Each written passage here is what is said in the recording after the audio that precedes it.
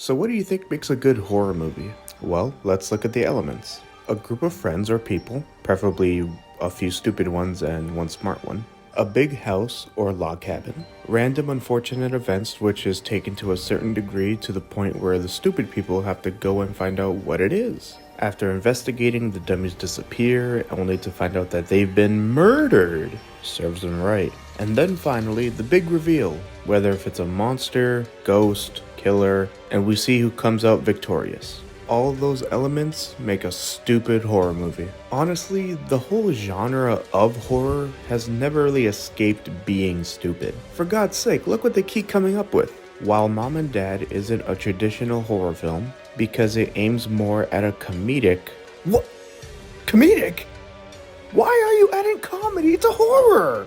Make no damn sense! Unless this is the Scary Movie franchise, get the hell out of my face. Not to mention just how lost the logic is when it comes to the deep meaning of what the movie is trying to show. Take this movie for example. Well, if I could even call it a movie, this movie's pure trash. The Strangers. Pray at Night. Okay. Number 1. The characters. Right when things start to look bad for the protagonists, stupidity kicks in. So in one scene where the mother and the daughter are returning back to their mobile trailer after being chased by the killer, they come to realize that their phones are broken because their parents told them to keep them in the trailer while experiencing camping the right way. Yeah, good on you, Mom and Dad, for telling your kids to put away their phones in this day and age. Also in the same scene, when the killer returns back to the same mobile trailer that they're in, the killer just taunts them and acts in a scary, threatening way. Aren't there 2 of you and 1 of her? Throw hands! Number 2, the weird reason why these killers have superhuman strength and power. What? I get that these kinds of movies just like to build suspense and creepy thrills. However, why do you like to throw logic out the window? Again, there's a scene where the daughter character takes to hiding in a tunnel because the big killer is stalking her while driving in a truck. But somehow, some way, the other killer randomly appears in the same tunnel. Do you really expect us to believe that out of any place that she could hide, the killer would know exactly which tunnel the daughter would hide in? You got some damn nerve. You must take me for a fool. Number 3. These are definitely not normal humans. They're full-on Michael Myers type people. I say this because at the end of the movie, all the killers have been defeated, except it takes a hella long time for the big killer to die.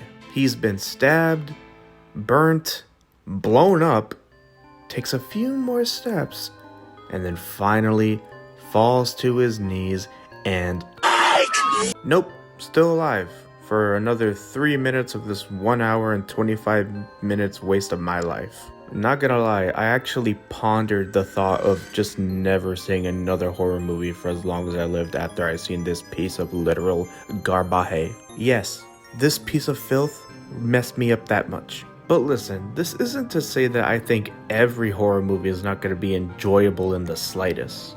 There have been great ones in recent years, like the movie Barbarian. Straight up not what I expected at all.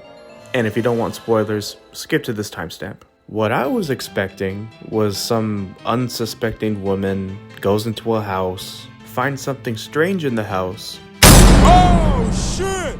A demon! She ends up encountering a demon lady down there, which further into the movie you actually find out that it's actually a forced inbreed of a person. Ew. Now she gotta fight in order to survive. Pretty generic movie, right? Nope.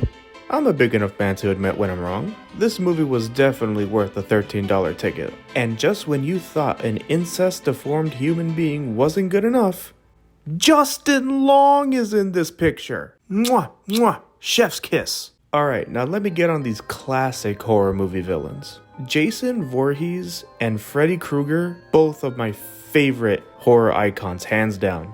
Everybody else can retire and let a nurse wipe their booty hole. On a real note, Ghostface should not be on this icon list. Like, stop, bro. You're a regular human in a Halloween costume, slaying people. Boy, bye, Chucky. Yeah, I'm coming for you too. You're a child's plaything who just so happened to get some black magic voodoo performed on him. Not even from a witch either, just some regular thief who just knew a ritual. And I mean, yeah, sure, it's scary to see dolls or toys move on their own, but remember, it's a toy! We've already seen it in the last 3 Child's Play movies. Destroy the damn thing! But I mean really destroy it, like down to the last atom. There's only few of these bloodthirsty psychos that actually prove to be a difficult task to handle. Take Leatherface for example. He's a walking, moaning, giant man who wields a chainsaw. He also doesn't have a hard time running with that thing. Like, how heavy is a chainsaw? Yeah, he ain't the one, bro. Run as fast as you can. Now, Michael Myers.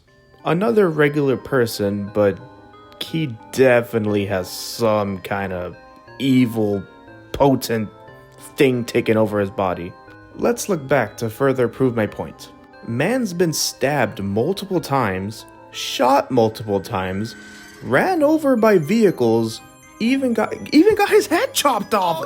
Bro, is he human? Don't worry though, I'm not gonna spoil Halloween Ends for anyone who haven't seen it. It's a fitting end though, that's all I'm gonna say. One other horror icon I would like to address, Jigsaw. You cannot tell me this guy didn't play one too many games of Mortal Kombat before he grew up to be a sadistic psycho. I don't even think Jeffrey Dahmer could think of some of the things he thought of. Please stop sexualizing him, please. He's a goddamn murderer. And Jigsaw is just so savage, man. The traps he would make would actually make his victims ponder on the error of their ways, like they knew they had to be here sometime. If all those movies aren't the true meaning of karma, I really don't know what is. And the writers for these Saw movies, they had to be on something, bro. Saw 1, 2, and 3? Yeah, okay, it's dark, but I could handle that. Saw 4 and on, except Jigsaw 3D, I didn't like that, it was a piece of crap. Dog, are you okay? Do you need a hug? A friend? Anything, I'm here for you. Horror movies are just a complete hit or miss for me. If I feel like logic has been spit on, thrown around, not paid attention to, then I'm gonna hate it. Or if they keep doing those cliche moments, where if the group splits up or someone is getting chased and they fall down, or for God's sake not fighting back, you still have hands! Use them! Which actually reminds me, I would like to give a moment of silence to the only person to have ever stood up against Jason Voorhees, Vincent Craig Dupree. For his incredible bravery, here's to you.